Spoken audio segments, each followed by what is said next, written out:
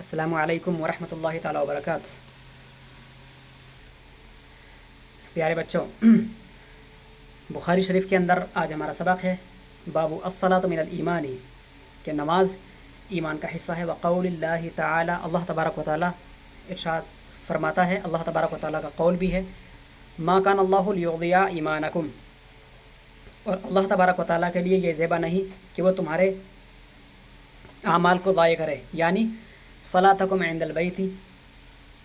یعنی خانہ کعبہ کی جانب رخ کر کے پڑھی گئی نمازوں کو ضائع کرے۔ اللہ تبارک و تعالیٰ کی یہ شان نہیں۔ حدیث ملاحظہ کیجئے، حدیث نمبر 40،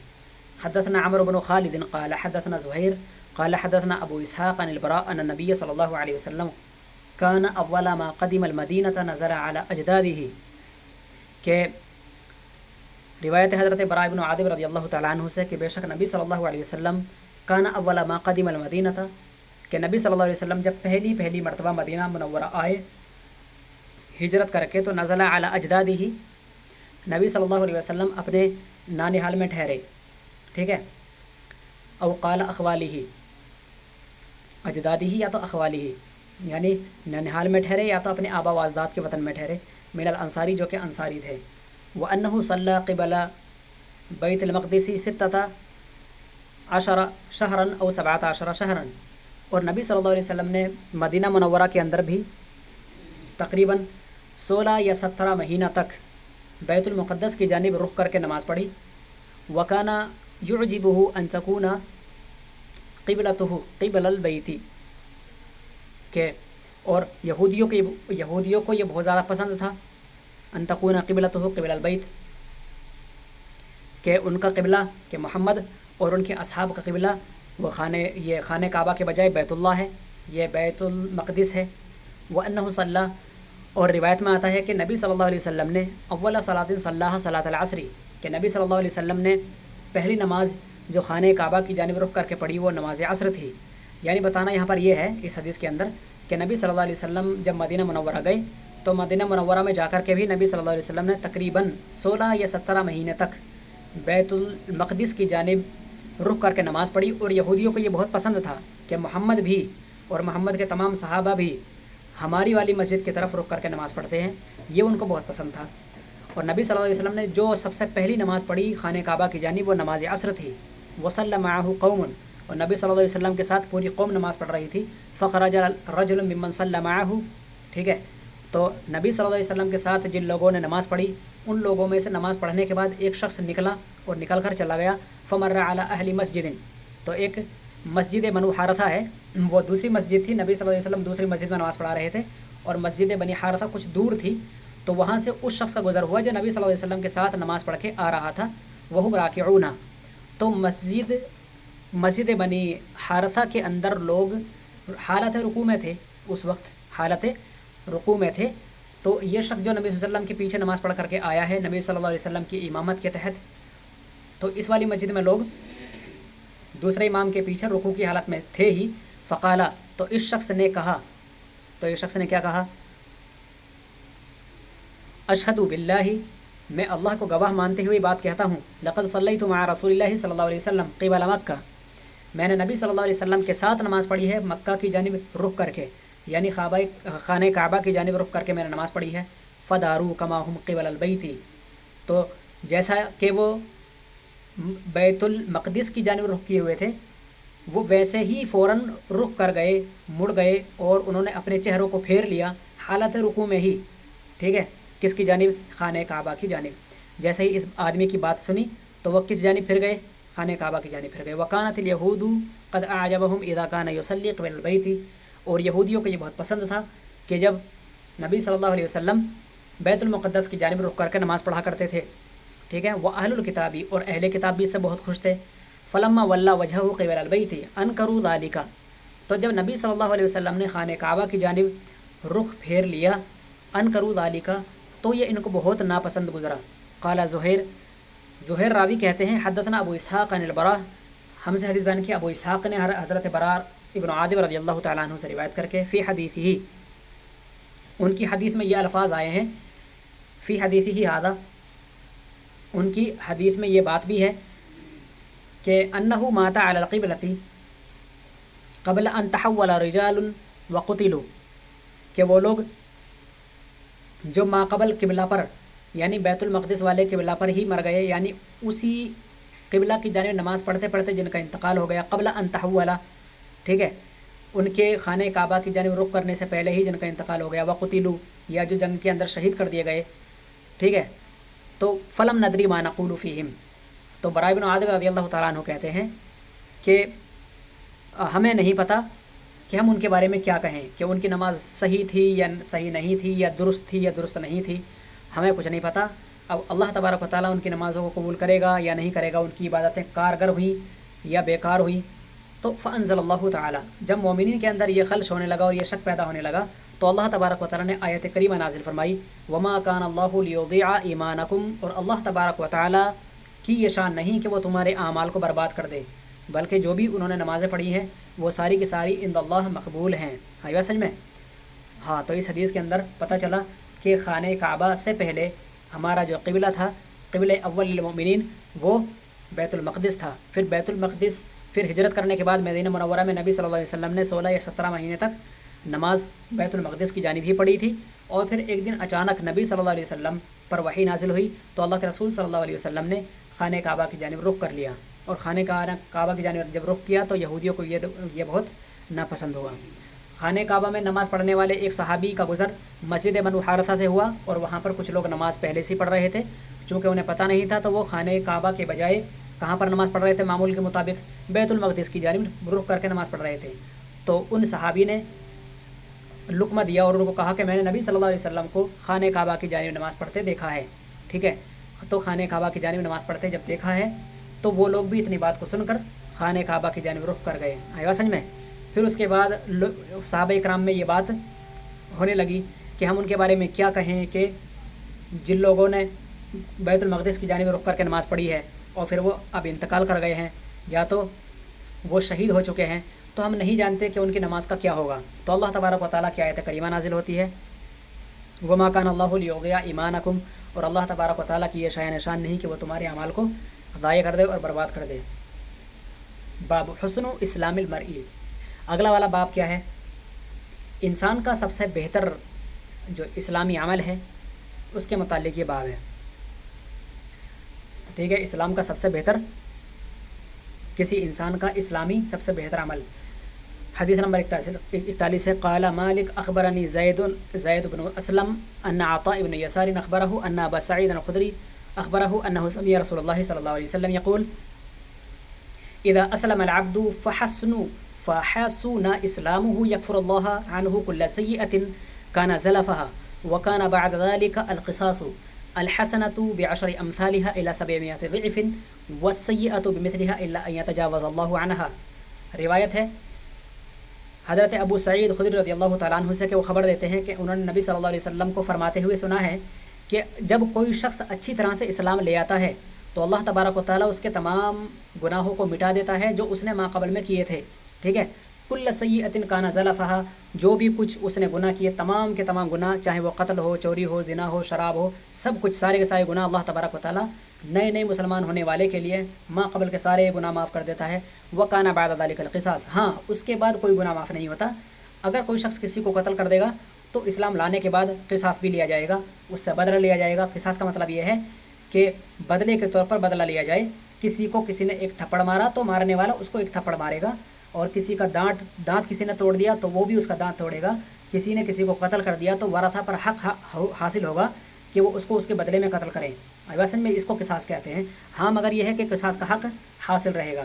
الحسنۃ بعشر امثالها الى 700، اور یہ قصاص کا جو عمل ہے ماقبل جو قتل وغیرہ ہے یہ معاف نہیں ہوگا۔ اگر کوئی شخص کافر ہے اور وہ کافر قتل کر چکا تھا اور اب اسلام لانا چاہتا ہے تو اب ایسی صورت میں قصاص اگرچہ ماقبل کا معاف ہو جائے گا، لیکن آئندہ پھر جب بھی وہ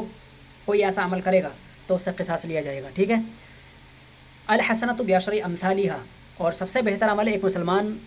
ہونے والے کے لیے یہ ہے کہ جب وہ کوئی نیکی کرتا ہے تو اس کے لیے 10 گنا سے لے کر 700 گنا تک اجر ملتا ہے، یعنی ایک نیکی جب کرے گا تو 10 گنا سے لے کر 700 گنا تک اس کو اجر دیا جاتا ہے۔ وَالسَّيِّئَةُ بِمِثْلِهَا إِلَّا أَن يَتَجَاوَزَ اللَّهُ عَنْهَا، اور جب برائی کرے گا تو برائی کا اتنا ہی گناہ ہوگا جتنا اس نے کیا، اس کے اندر کوئی درجات نہیں۔ ایسا نہیں ہے کہ ایک گناہ کرے گا تو 10 گنا پائے گا یا 10 سے 700 گنا پائے گا، جیسا کہ نیکی کے اندر ہے۔ تو کتنی بڑی بھلائی ہے، اور اللہ تبارک و تعالیٰ کتنا بڑا رحیم و کریم ہے اس کی ذات کہ جب کوئی بندہ بھلائی کرتا ہے تو 10 سے لے کر 700 گنا تک اس کو بھلائیاں دیتا ہے، اور جب برائی کرتا ہے تو برائی کے بدلے صرف ایک ہی برائی لکھی جاتی ہے، اور وہ بھی برائی اگر اللہ تبارک و تعالیٰ چاہے تو یتجاوز اللہ عنہا، اللہ تبارک و تعالیٰ اس برائی کو بھی کیا کر دیتا ہے، مٹا دیتا ہے۔ بہرحال تو جس طرح سے نرمی اللہ تبارک و تعالیٰ نے خطاؤں کے اندر رکھی ہے، اس طرح سے اسی طرح سے اللہ تبارک و تعالیٰ نے زیادتی رکھی ہے نیکیوں کے اندر۔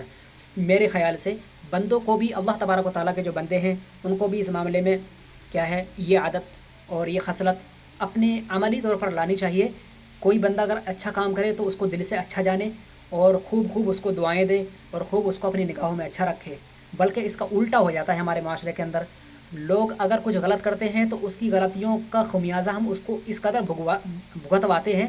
کہ گویا اس نے ایک چھوٹی سی غلطی کیا کی کہ جیسے بہت بڑی غلطی ہو گئی ہو۔ اللہ تبارک و تعالیٰ کی شان یہ نہیں، وہ غلطی کی سزا غلطی کے برابر دیتا ہے، اور کبھی کبھی ایسا ہوتا ہے کہ وہ غلطی معاف بھی کر دیتا ہے۔ جبکہ اگر کوئی بھلائی کرتا ہے تو اس بھلائی کے بدلے اللہ تبارک و تعالیٰ 10 تو لازمی ہے، 10 سے لے کر 700 گنا تک اللہ تبارک و تعالیٰ اس کو بھلائی کا اجر دیتا ہے۔ تو پیارے بچوں، پتہ چلا کہ ہمیں لوگوں کی بھلائیوں پر زیادہ نگاہ رکھنی چاہیے، ان کی بھلائیوں کا تذکرہ کرنا چاہیے، اور ان کی بھلائیوں کی وجہ سے ان سے محبت کرنی چاہیے۔ جبکہ اگر کوئی شخص غلط کام کرتا ہے تو اس کام کو غلط جانا جائے، اس شخص کو غلط نہ جانا جائے، اور کبھی کبھی اگر تمہارے ساتھ کوئی غلط کر دے تو اس کو درگزر بھی کر دینا چاہیے۔ یہ اللہ تبارک و تعالیٰ کا طریقہ ہے۔ اگلی حدیث ملاحظہ کیجیے، باب احب الدین اللہ ادومہ، اللہ تبارک و تعالیٰ کے نزدیک سب سے پسندیدہ دین وہ ہے کہ جس پر ہمیشگی برتی جائے، جس کو ہمیشہ عملی طور پر کیا جائے، اگرچہ تھوڑا ہی ہو لیکن روزانہ تھوڑا تھوڑا کیا جائے۔ بہتر دین اللہ تبارک و تعالیٰ کے نزدیک ہے کسی کام کو ہمیشہ کرنا۔ تو ایک باب ہے احب الدینی، دین میں سب سے زیادہ بہتر عمل اللہ تبارک و تعالیٰ کے نزدیک ادومہ، اس کا ہمیشہ برقرار رہنا۔ حدیث نمبر 43 ملاحظہ کیجیے، حدثنا محمد بن مثنى حدثنا يحيى عن هشام قال اخبرني ابی عن عائشہ ان النبی صلی اللہ علیہ وسلم دخل علیہا وعندها امرأة، ٹھیک ہے، مجھے خبر دی میرے باپ حضرت عائشہ نے، یا اخبرنی ابی، میرے والد نے مجھے خبر دی ہے حضرت عائشہ رضی اللہ تعالی عنہ سے روایت کر کے، ان نبی صلی اللہ علیہ وسلم دخل علیہا، کہ نبی صلی اللہ علیہ وسلم جب ان کے پاس آئے، وعندها امرأة، اور حضرت عائشہ رضی اللہ تعالیٰ عنہ کے پاس ایک پڑوس کی عورت آئی ہوئی بیٹھی تھی، ٹھیک ہے، وعندها امرأة، ایک عورت آئی ہوئی تھی، جیسا کہ عورتیں گھروں کے اندر آ جاتی ہیں آس پڑوس کی، ٹھیک ہے، کبھی آٹا لینے آ جائیں گی، کبھی کچھ لینے آ جائیں گی، آتی نہیں ہیں گھروں کے اندر۔ ایسی ایک عورت آئی ہوئی تھی نبی صلی اللہ علیہ وسلم کی زوجہ محترمہ حضرت عائشہ رضی اللہ تعالیٰ عنہ کی بارگاہ میں، اور نبی صلی اللہ علیہ وسلم باہر گئے ہوئے تھے، ٹھیک ہے، جس طرح سے ہمارے کبھی ابو باہر چلے جاتے ہیں تو عورتیں آ جاتی ہیں، ٹھیک ہے، تو عورتیں آ کر کے امی سے گپ شپ کریں گی، باتیں کریں گی، اور کچھ بڑی چگلیاں کریں گی، کبھی ایسا ہوتا ہے۔ حضرت عائشہ رضی اللہ تعالیٰ عنہ کی بارگاہ میں بھی ایک عورت آئی ہوئی تھی جو صحابیہ تھی، ٹھیک ہے، من ہذہ، قال، اللہ کے رسول فرماتے ہیں یہ کون ہے، یہ خاتون کون ہے، قالت فلانۃ، حضرت عائشہ فرماتی ہیں یا رسول اللہ یہ فلاں عورت ہے، ٹھیک ہے، نام بتانا کوئی ضروری نہیں ہے اس حدیث کے اندر کون تھی وہ، ٹھیک ہے، تو اس لیے راوی نے صرف فلانا کر کے تذکرہ کر دیا ہے۔ تذکر من صلاتها، حضرت عائشہ نے کہا یہ اپنی نماز کا تذکرہ کر رہی تھی، میرے پاس آئی تھی اور اپنی نماز کا تذکرہ کر رہی تھی کہ میں اتنی نماز پڑھتی ہوں وغیرہ، اس ٹائم بھی نماز پڑھتی ہوں اور اس ٹائم بھی پڑھ لیتی ہوں، اور یہ بھی کام کرتی ہوں اور وہ بھی کر لیتی ہوں، ایسا کچھ بات ہو رہی ہوگی۔ نبی صلی اللہ علیہ وسلم کی بیوی محترمہ نے بتایا اللہ کے رسول صلی اللہ علیہ وسلم کو کہ اپنی نماز کا تذکرہ کر رہی ہیں یا رسول اللہ یہ، قال، تو اللہ کے رسول فرماتے ہیں ماہ، یہ باتیں چھوڑو، ماہ کا معنی کیا ہے، اے خاتون یہ باتیں چھوڑو، علیکم بما تطیقون، تمہارے اوپر صرف اتنی ہی نماز فرض ہے جتنی تم استطاعت رکھتے ہو، اتنے ہی اعمال کرنے چاہیے، ٹھیک ہے، بڑی بڑی باتیں نہیں کرنی چاہیے، میں اتنی نماز پڑھتی ہوں، اتنی تلاوت کرتی ہوں وغیرہ، جیسے کہ عورتیں کرتی ہیں، ارے بہنی اتنی نماز پڑھنا، اس کے بعد بچوں کو دیکھنا، یہ اور وہ کھانا بنانا، یہ وغیرہ ایسی باتیں کرتی ہیں، آئیو سمجھ میں، اور بڑی بڑی لمبی باتیں چلتی ہیں۔ فواللہ لا یمل اللہ حتی تملوا، تو اللہ کے رسول فرماتے ہیں تو قسم بخدا اللہ تبارک و تعالیٰ ہرگز نہیں اکتائے گا تم کو اجر دینے سے، لیکن تم کام کرتے کرتے تھک جاؤ گے، تم کام کرتے کرتے اللہ تبارک و تعالیٰ کی عبادت کرتے کرتے اکتا جاؤ گے، تو بجائے اس کے کہ تم عبادت کرتے کرتے اکتاؤ، تو بہتر تو یہی ہے کہ تم اتنا ہی کرو جتنا تمہیں پسند ہے، ٹھیک ہے، تو تھوڑا تھوڑا کرو، روزانہ کرو، اتنا نہ کرو کہ ایک ہی دن میں لگے اور بہت زیادہ نماز پڑھ لی اور اکتا گئے اور پھر نماز ہی نہیں پڑھی اور اس کے بعد پھر عمل کے اندر تخفیف ہو گئی، روزانہ کرو، لگاتار کرو، تھوڑا تھوڑا کرو اور چلتے رہو، ٹھیک ہے. وَكَانَ أَحَبُّ الدِّينِ إِلَيْهِ مَا دَامَ عَلَيْهِ صَاحِبُهُ. اور فرمایا کہ نبی صلی اللہ علیہ وسلم کے نزدیک سب سے زیادہ پسندیدہ دین وہ ہے کہ جس پر کام کرنے والا شخص ہمیشگی بڑھتے، ٹھیک ہے. اللہ تبارک و تعالیٰ کے نزدیک سب سے زیادہ پسندیدہ دین وہ ہے کہ جس پر ہمیشگی بڑھتی جائے، اگرچہ وہ تھوڑا تھوڑا ہی کیوں نہ ہو. اگلی حدیث دیکھیے.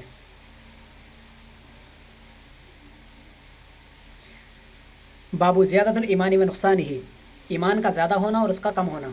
قول اللہ تعالیٰ، اللہ تبارک و تعالیٰ کا فرمان ہے وزدناہم ہدا، اور ہم نے ان کو ہدایت میں زیادتی عطا فرمائی.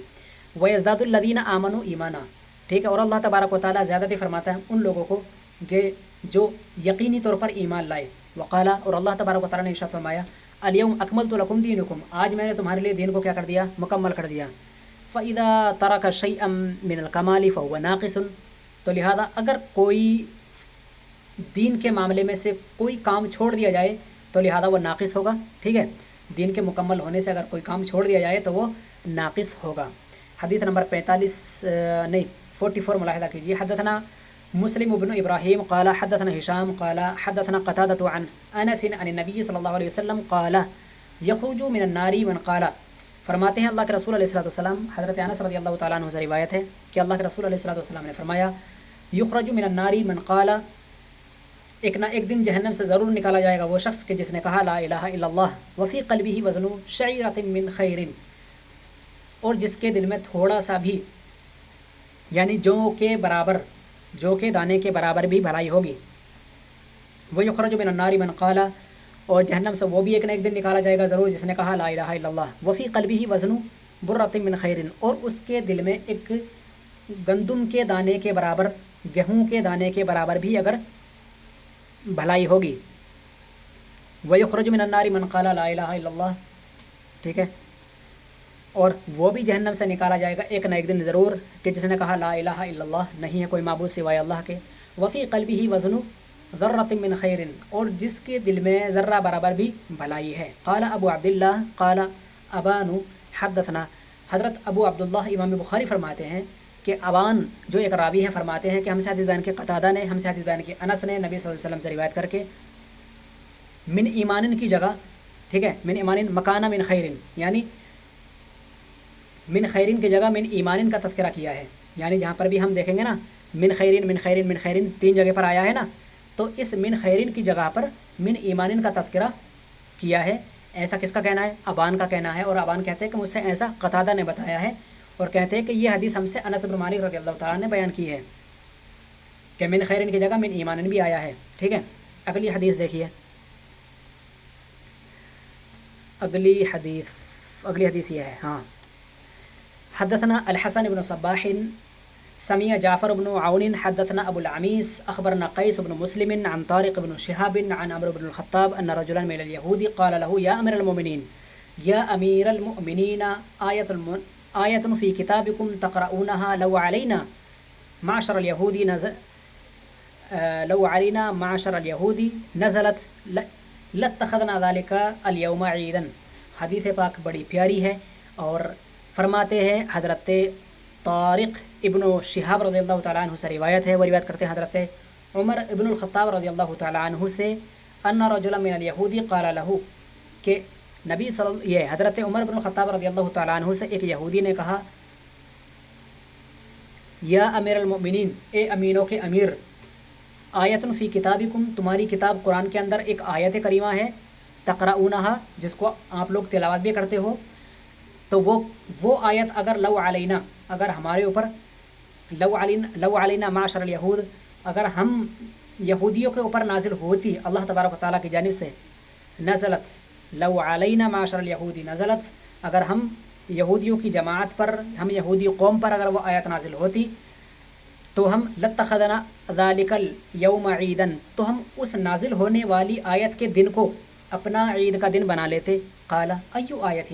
امیر المومنین دریافت کرتے ہیں بتائیے کہ وہ کون سی آیت ہے. قال، یہودی کہتا ہے وہ آیت الیوم اکملت لکم دینکم واتممت علیکم نعمتی ورضیت لکم الاسلام دینا. وہ آیت یہ ہے کہ اے محبوب، آج میں تم لوگوں سے دین کے معاملے میں راضی ہو گیا اور میں نے تمہارے لیے اپنی نعمتیں مکمل کر دی ہیں اور میں تمہارے لیے دین اسلام کو مانتے ہوئے اور میں تمہاری جانب سے دین اسلام کو مانتے ہوئے راضی ہوں۔ حضرت عمر رضی اللہ تعالیٰ عنہ کہتے ہیں قد عرفنا ذلک اليوم، ہمیں وہ اس دن کا بھی پتہ ہے، والمکان الذی نزلت فیہ علی النبی صلی اللہ علیہ وسلم، اور وہ جگہ بھی ہمیں پتہ ہے کہ جس جگہ میں یہ نبی صلی اللہ علیہ وسلم پر آیت نازل ہوئی، تو دن بھی پتہ ہے، اور جس جگہ پر یہ آیت نازل ہوئی وہ دن بھی ہمیں پتہ ہے، وہ ہوا قائم بعرفہ، وہ عرفہ کا دن ہے، جمعہ کا دن ہے، اور نبی صلی اللہ علیہ وسلم مقام عرفہ میں کھڑے ہوئے تھے، جمعہ کا دن تھا، اور نبی صلی اللہ علیہ وسلم مقام عرفہ میں کھڑے ہوئے تھے، اس وقت یہ آیت نازل ہوئی تھی اور ہمیں پتہ ہے حضرت میں، لیکن ہم اس کو عید کا دن نہیں بنا سکتے، اس لیے کہ حدیث پاک میں ایسا کچھ نہیں ہے، اللہ کے رسول صلی اللہ علیہ وسلم نے ہمیں ایسا کچھ حکم نہیں دیا، اللہ تبارک و تعالیٰ نے ہم سے ایسا کچھ نہیں کہا، تو جو اللہ تبارک و تعالیٰ ہمیں ہدایت کرتا ہے ہم وہی عمل کرتے ہیں، ہم اپنی محبت اور اپنی طرف سے کچھ بھی دین کے اندر رائج نہیں کرتے کہ ہم اپنی طرف سے کچھ عیدیں بنا لیں جو کہ اسلام کی عیدوں سے الگ ہیں۔ تو یہاں پر حضرت عمر رضی اللہ تعالیٰ نے کیا ہے بڑا تکڑا جواب دے دیا، کس کو؟ ایک یہودی کو، کہ ہمیں وہ دن بھی پتہ ہے اور ہمیں وہ جگہ بھی پتہ ہے جہاں پر یہ آیت نازل ہوئی، ٹھیک ہے، لیکن ہم پھر بھی ہم اس کو عید کا دن نہیں بنائیں گے، اس لیے کہ نبی صلی اللہ علیہ وسلم نے اس کو عید کا دن نہیں مانا اور اللہ تبارک و تعالیٰ نے اس کی جانب ہمیں ہدایت نہیں فرمائی کہ اس کو عید کا دن بنایا جائے یا نہیں بنایا جائے۔ بہرحال تو پیارے بچوں، آج کے لیے اتنا سبق کافی ہے، اور ہمارا جو سہ ماہی کا نصاب ہے وہ مکمل ہو چکا ہے، اور انشاءاللہ العزیز بقرعید کے بعد آپ کا امتحان ہونا ہے، تو ایک ایک جماعت کو بلا کر امتحان لیا جائے گا انشاءاللہ العزیز، کے بارے میں ہم مشورہ کریں گے، تو جو بھی مشورہ پاس ہوگا آپ کو بتا دیا جائے گا، ٹھیک ہے، اور آپ کی امتحان کی اسکیم بھی جلد تیار ہونے والی ہے انشاءاللہ العزیز، ایک آدھ دو دن میں پہنچ جائے گی، تب تک آپ ایگزام کی تیاری کیجئے، ٹھیک ہے بچوں، چھٹی کو ضائع نہ کیجئے، شروع سے لے کے آخر تک آپ مکمل بخاری شریف کی گھنٹی کو ملاحظہ کر لیں، اس کو سن لیں، اچھی طرح سے یاد کر لیں، 45 حدیثیں آپ کے نصاب میں سہ ماہی کے امتحان میں داخل ہیں، ٹھیک ہے، تو ٹھیک ہے انشاءاللہ العزیز، پھر ملیں گے کبھی عید کی چھٹیوں کے بعد، ٹھیک ہے، تب تک کے لیے خدا حافظ، بچوں دعا میں یاد رکھنا، السلام علیکم ورحمۃ اللہ۔